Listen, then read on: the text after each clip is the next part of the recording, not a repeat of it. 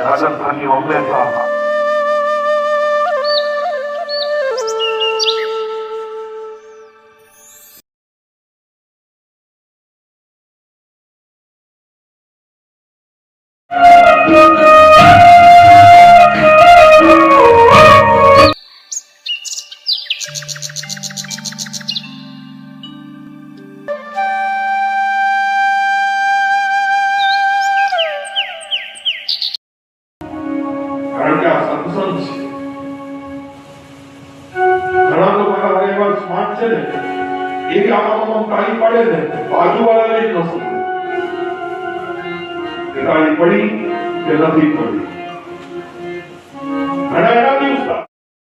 એક જગ્યાએ કથામાં મારાથી આવું કહેવાય છે, હવે એની સાસુ આકરા નહીં.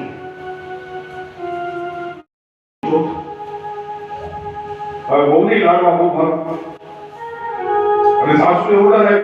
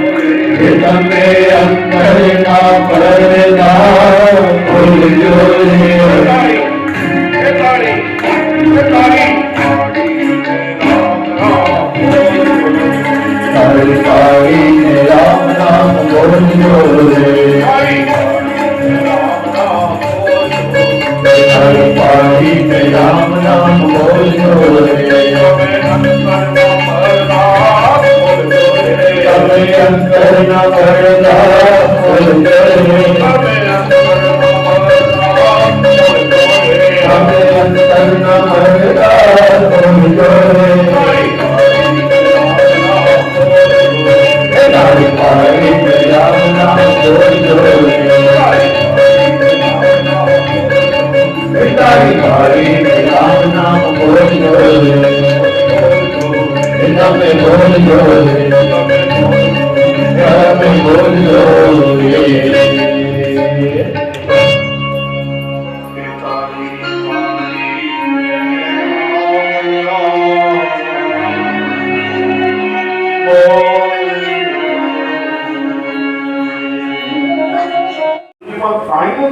કોઈ રચના નહીં, કોઈ લોક નહીં, પૃથ્વી નહીં, કશું જ નહીં, સૂર્યચંદ્ર નહીં, ત્યારે એક મોટામાં મોટું અંધારું એ તમસની અંદર એક વિરાટ પુરુષ હતા અને પૃથ્વીને પોતાના સ્થાને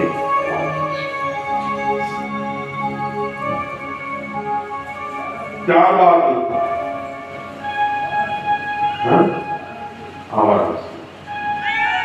ત્યારબાદ સૃષ્ટિમાં જ્યારે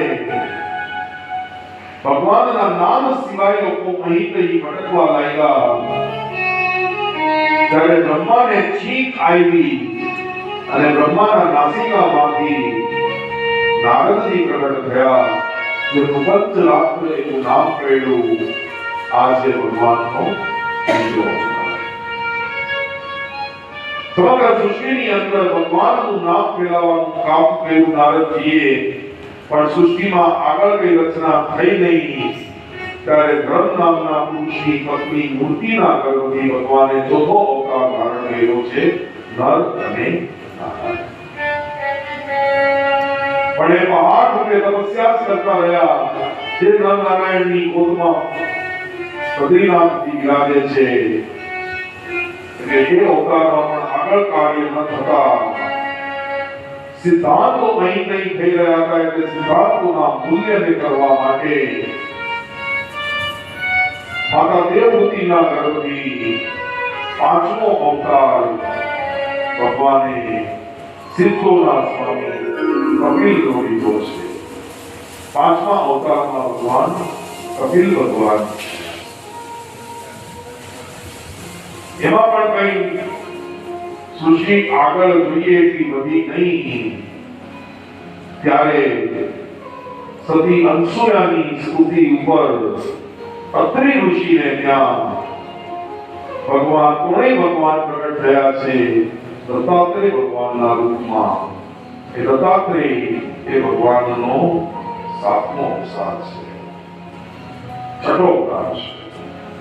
સાતમા અવતારની અંદર રુચિ પ્રજાપતિને ત્યાં આકૃતિ માતાના ગર્ભથી ભગવાને યજ્ઞ નારાયણનો અવતાર ધારણ કર્યો. એ પણ કાર્ય અવલંબિત અવતાર તો ત્યારે આઠમા અવતારમાં મહારાજા નાભી ઋષિ નાભીને ત્યાં મેરુ દેવીના ગર્ભથી ભગવાને આઠમો અવતાર ધારણ કર્યો છે જે છે ઋષભદેવજીનો અવતાર.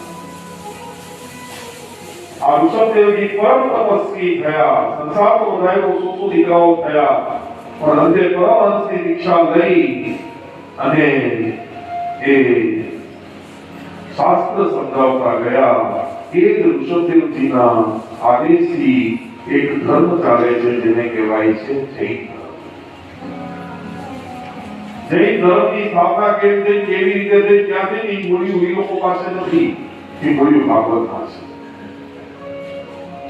અને માટે ભલે જૈન લોકોએ એને પોતાના પહેલા મસ્જિદમાં છે, ઈદ ઈસાઈના કેવળની અંદર છે, ઈદ જૈનોને ત્યાં છે, ઈદ પારસીને ત્યાં છે, ઈદ મહાદેવના મંદિરમાં છે, તો ઈદ કૃષ્ણના મંદિરમાં છે.